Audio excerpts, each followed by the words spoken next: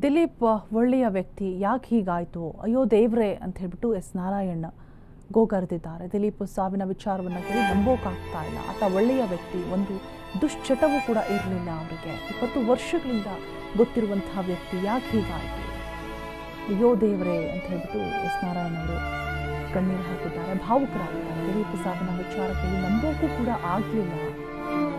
ಆತ ಒಳ್ಳೆಯ ವ್ಯಕ್ತಿ, ಒಂದು ದುಶ್ಚಟವೂ ಕೂಡ ಆತನಿಗೆ ಇರಲಿಲ್ಲ ಅಂತ ಹೇಳ್ಬಿಟ್ಟು 20 ವರ್ಷಗಳಿಂದ ಗೊತ್ತಿರುವಂತಹ ಹುಡುಗ ದಿಲೀಪ್ ಅಂತ ಹೇಳ್ತಾ ಇದ್ದಾರೆ.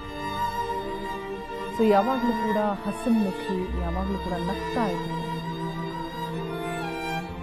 ಪುನೀತ್ ನಿಧನರಾದಾಗ ಹೇಗಾಗಿತ್ತು ಹಾಗನ್ನಿಸ್ತು, ಸಡನ್ ಆಗಿ ಶಾಕ್, ಇನ್ನೂ ಕೂಡ ಹೊರಬರೋದಕ್ಕೆ ಆಗ್ತಾ ಇಲ್ಲ ಅಂತ ಹೇಳಿದ್ರು. ದಿಲೀಪ್ ನೆನಪು ನಮ್ಮ ಜೊತೆ ಸದಾ ಇರುತ್ತೆ. ಹಿರಿಯ ನಿರ್ದೇಶಕ ನಾರಾಯಣ್ ಮಾತನಾಡಿರುವಂಥದ್ದು. ದಿಲೀಪ್ ಸಾವಿನ ವಿಚಾರವನ್ನು ಕೇಳಿ ನಂಬೋಕ್ಕಾಗ್ತಿಲ್ಲ. ಆತ ಒಳ್ಳೆಯ ವ್ಯಕ್ತಿ, ಒಂದು ದುಶ್ಚಟವೂ ಕೂಡ ಇರಲಿಲ್ಲ. 20 ವರ್ಷಗಳಿಂದ ಗೊತ್ತಿರುವಂತಹ ವ್ಯಕ್ತಿ, ಅಯ್ಯೋ ದೇವ್ರೆ ಅಂತ ಹೇಳ್ಬಿಟ್ಟು ನಾರಾಯಣ್ ಕೂಡ ಕಣ್ಣೀರು ಹಾಕಿದ್ದಾರೆ.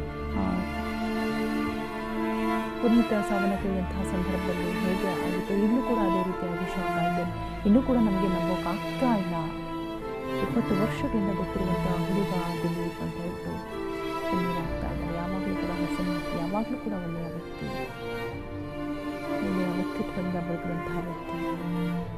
ಸಡನ್ಲಿ ಕೇಳಿದಂತಹ ಸಂದರ್ಭದಲ್ಲಿ ಇದು ನಿಜವಾ ಅನ್ಸೋಕ್ಕೆ ಸ್ಟಾರ್ಟ್ ಆಯಿತು.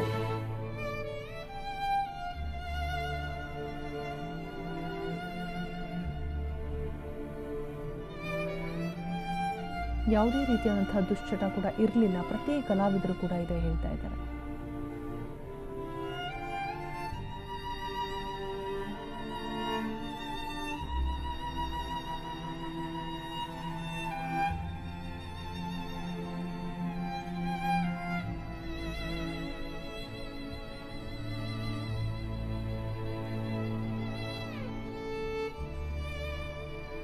ಸಾಕಷ್ಟು ಧಾರಾವಾಹಿಗಳಿಗೆ ಪ್ರೊಡ್ಯೂಸರ್ ಆಗಿರುವಂತಹ ದಿಲೀಪ್ ಸರಣಿ ಸಭೆಗಳಿಂದ ಸ್ಟ್ರೆಸ್ ಆದಂತೆ ಕಂಡು ಬರ್ತಾ ಇದೆ ಅನ್ನುವಂಥದ್ದು ಕೂಡ